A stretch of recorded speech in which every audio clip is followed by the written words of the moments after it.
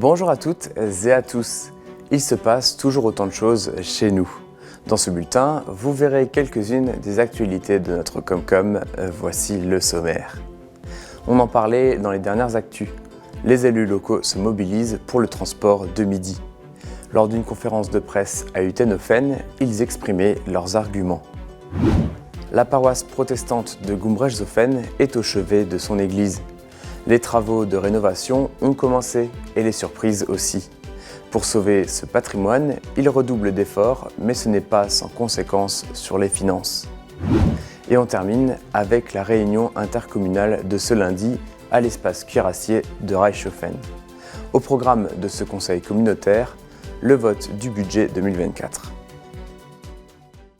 Vous avez probablement vu l'info passer ces derniers jours. La région Grand Est veut que les communes du Bas-Rhin payent une partie des transports des écoliers lors de la pause de midi, entre l'école et le domicile. Les maires s'opposent à cette décision et ils étaient à la salle des fêtes d'Utenhofen pour donner leurs arguments. Lors de la conférence de presse à la salle des fêtes d'Utenhofen, mardi dernier, le 4 avril, les maires de plusieurs communes de la Comcom ont fait part de leur mécontentement.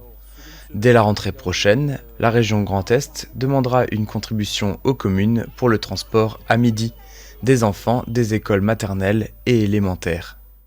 Aujourd'hui, la participation financière qu'on demande au territoire, elle est de 658 399 € par an au global, sur un total d'une prestation en coût de fonctionnement pour la région de 5 246 000 €.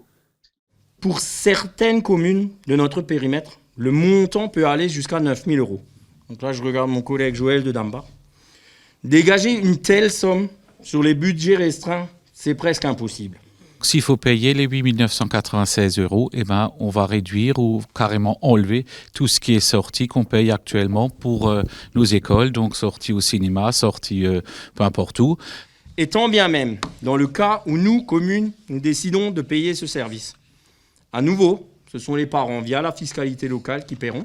Et lorsque l'une des premières mesures réfléchies pour faire des économies, ce sont les enfants, je me dis quand même qu'il y a quelque chose que je ne comprends pas. Il y a peut-être d'autres façons de faire des économies. La compétence transport, transférée à la région en 2017, oblige la prise en charge d'un aller-retour quotidien, matin et soir.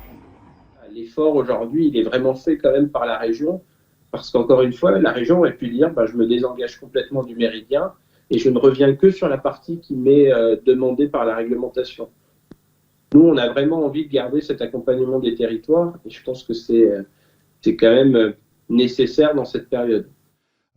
Mais les maires se sentent lésés. Ils soulèvent d'autres interrogations liées à la distance entre les regroupements pédagogiques des communes. Winstein, on est situé à 7 km exactement de Dambach. Ça paraît peu, mais en même temps, par rapport aux tarifs que nos élus de la région nous imposent, c'est énorme. C'est calculé au kilomètre. Ce qu'on calcule dans ce forfait, c'est bien le moment où les élèves montent.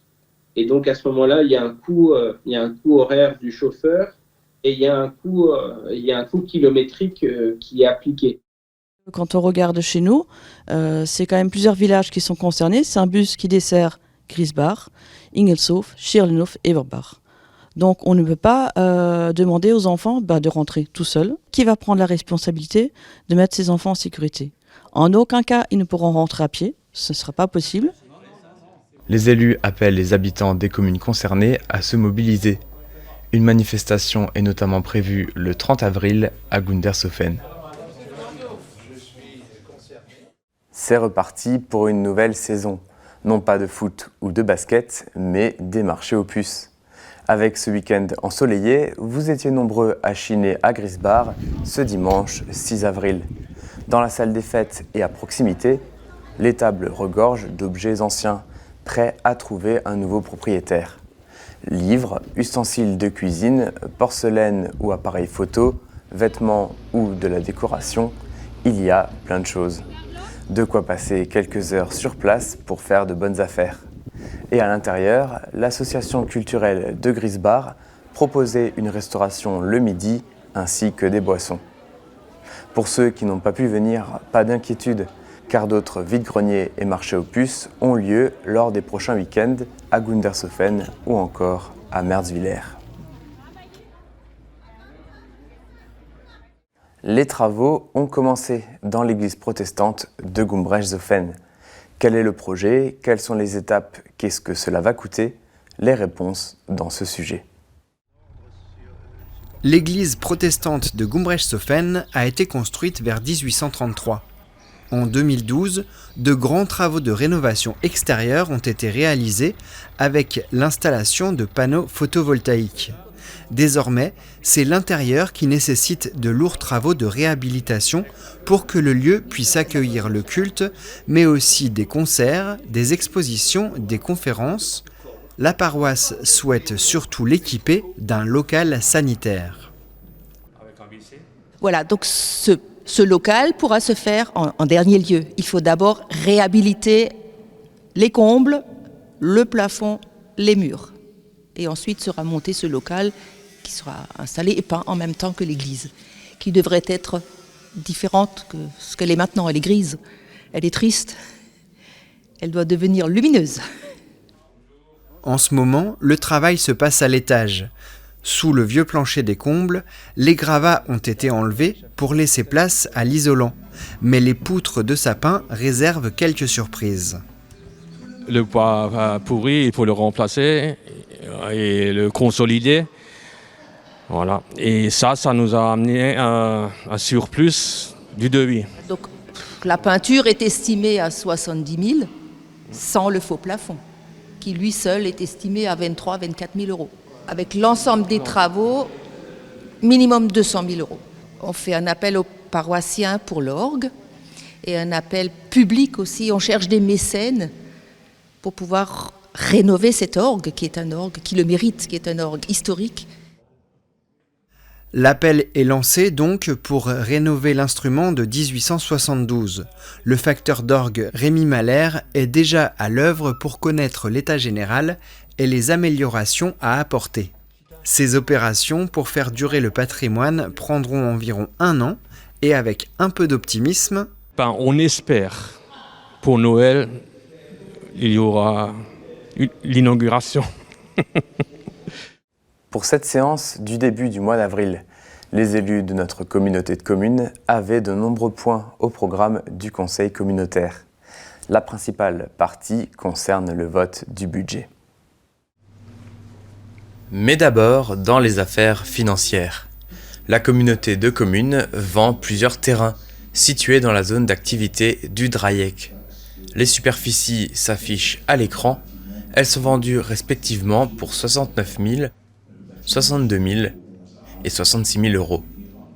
Le dossier principal pour cette séance est le vote du budget, qui avait été débattu lors du dernier conseil communautaire. Voici quelques chiffres pour résumer. Concernant les comptes de gestion, c'est-à-dire les comptes réalisés par le service comptable de la Comcom, le budget principal affiche un excédent d'environ 6,1 millions d'euros, un déficit de 1,3 million d'euros pour la ZA Dreieck et un excédent de 46 000 euros pour le service de transport à la demande Tigo. Et pour l'ensemble des budgets, donc un excédent global à hauteur de 4 791 113 euros et 51 centimes. Ces résultats sont ensuite affectés en investissement ou en fonctionnement. Ils porteront l'exercice global à environ 19 millions d'euros. Pour préparer les prochains projets, la communauté de communes maintient les différents taux affichés à l'écran.